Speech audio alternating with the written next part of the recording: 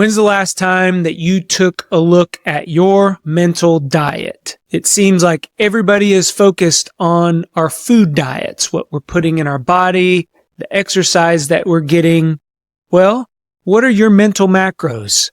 In this episode, we're going to unpack those mental macros and why it's important to balance those out, to remain clear-minded, to get you through any challenge or across the finish line to any change that you want to achieve. Stick with us. Hey everyone, John here. Hey everyone, John here. Hey everyone, John here. Hey everyone, John here. Hey everyone, John here. Welcome to the Leaders Leading Leaders podcast. Hey everyone, John here. Welcome to the Leaders Leading Leaders podcast. In today's episode, we are going to unpack what a balanced mental diet looks like. So when we think about a diet, the first thing that normally comes to mind is our food diet, what we're putting in our mouths, right? And just like a balanced food diet that contains the right mix of proteins, carbohydrates, and fats, our mental diet needs to be balanced as well. So in this episode, we're going to unpack what mental proteins, mental carbohydrates, and mental fats look like, how to balance those, and then last but not least, we're going to talk about some tips and tricks about how to sustain that balance. Because we all know motivation is going to run out about 2 weeks on down the road. So we want to make sure that we are creating lasting habits when it comes to our mental diets. So we build that resiliency that we're going to need to overcome any challenge or to make any change that you want to achieve this year. So let's get into the first topic. So what are mental macronutrients? Well, just as I explained earlier, we're going to talk about what mental proteins are first. And mental proteins, think of those as the foundational element to our mind. And things that are foundational. Growth. Everybody grows, whether we like it or not. We're growing in some form or fashion. Purpose. What drives us? What is your purpose in life? I'm sure you've been asked that quite a bit, or at least once before. That is a mental protein. That is part of that. And then last but not least is our learning. We're constantly learning new things. We're constantly learning how to behave. We're constantly learning just how to survive in this world. So those are examples of mental proteins. And mental proteins, just like in proteins in our food diet, they help build really the muscle that it takes for us to create this resiliency in our lives. If we're strong normally with our skeletal muscle system, we can normally withstand injury because we're more resilient. So just in the case of a mental protein, having a good foundation, growth, being mindful of our purpose, and consistently learning, we ensure that we have that mental resiliency as well. So there are some things to be mindful of when we talk about mental proteins, because if we overindulge in those areas, we could experience burnout. So that's one thing that we will talk about on how to avoid in our next section.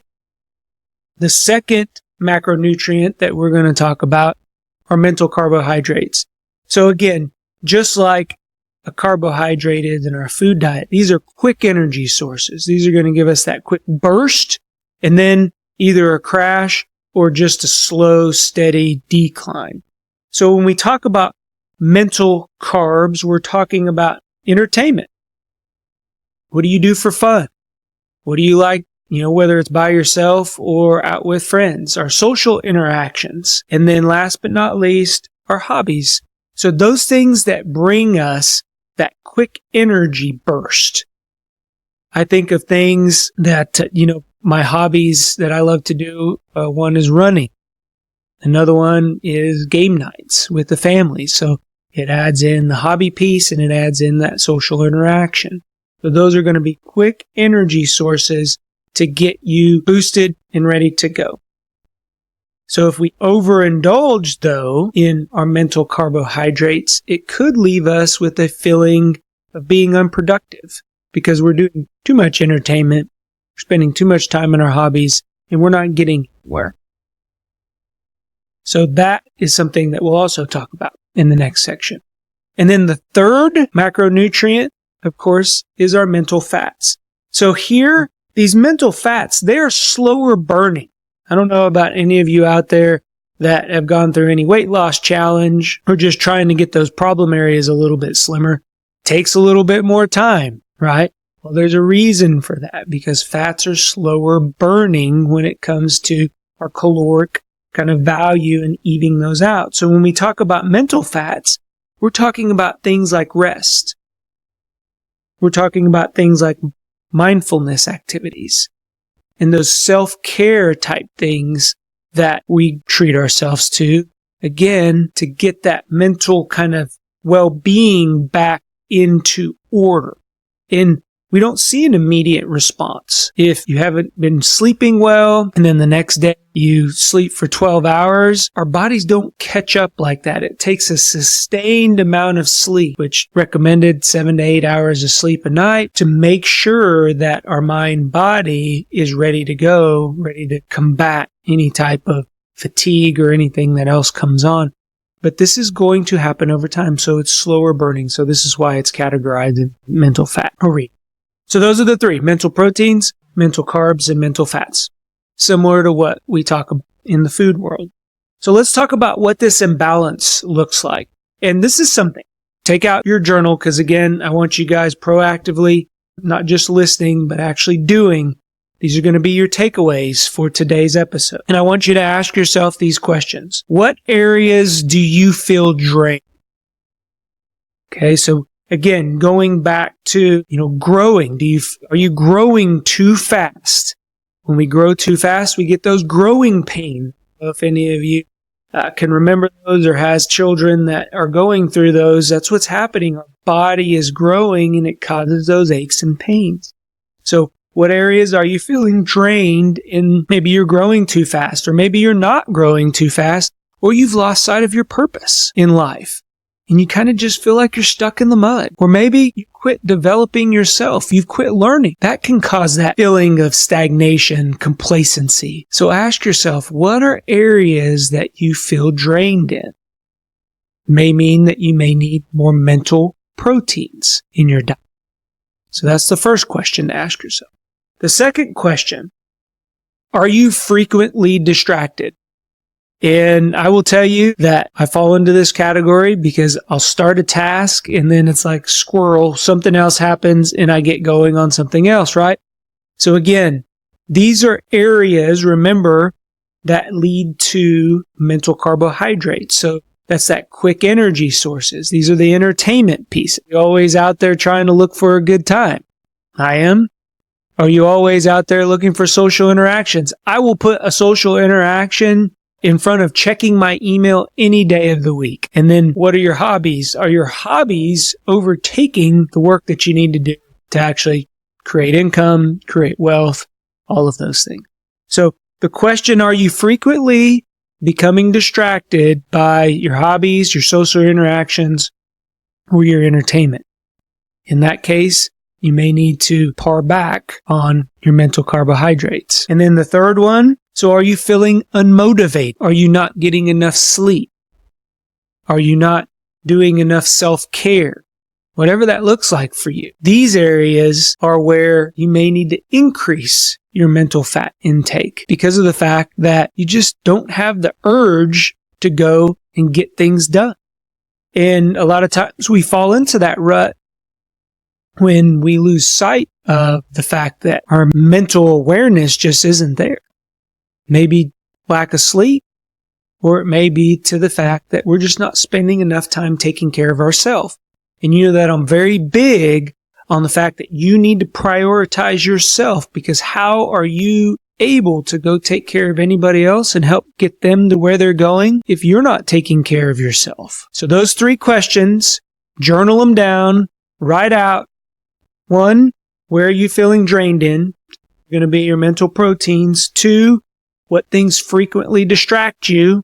Those are your mental carbohydrates. May need to decrease those. And then where are areas that you're feeling unmotivated and why? Because of lack of sleep, because you're not getting enough self-care. Those are going to be your mental fats. Okay. And by identifying those things, that is going to help prevent burnout. It's going to help prevent that feeling of being overwhelmed, and it's going to prevent that feeling of unproductiveness in all of those cases, because you're going to figure out where your balance is going to be and you're going to equal that. Okay. So last, we're going to talk about some ways that you can balance your diet, your mental diet out. And this is one area that I continue to struggle, just like on a food diet. I see, or I walk into a restaurant and I see that piece of key lime pie. I'm a sucker for key lime pie. I love a good key lime pie. So there's a couple of restaurants around here that when I'm on a diet, I won't even go eat at because I know that I'm going to fall victim to a key lime pie. So that's one part of the balance equation, is get that out of your diet. Make sure that, if you know something distracts you, like a TV or guess what, your phone, I'm going to step away from that distraction. I'm going to set a timer, and for the next 2 hours, I'm going to focus on this task.